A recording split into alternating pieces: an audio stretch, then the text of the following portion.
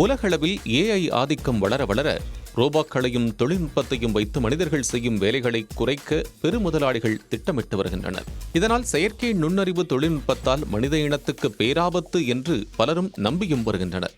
ஆனால் இதே செயற்கை நுண்ணறிவால் தான் 2030ஆம் ஆண்டுக்குள் புதியதாக 17 கோடி வேலைவாய்ப்புகள் உருவாகப் போவதாகவும் உலக பொருளாதார மன்றம் தெரிவித்துள்ளது. அது மட்டுமல்லாது 9 கோடி வேலைகள் இருக்கும் இடம் தெரியாமல் போகக்கூடும் எனவும் தெரிவிக்கப்பட்டுள்ளது. 1000 நிறுவனங்களை அடிப்படையாக வைத்து நடத்தப்பட்ட இந்த ஆய்வில் செயற்கை நுண்ணறிவு, பிக் டேட்டா, சைபர் பாதுகாப்பு போன்ற திறன்களுக்கு தேவை அதிகமாக இருக்கும் என்று தெரியவந்துள்ளது.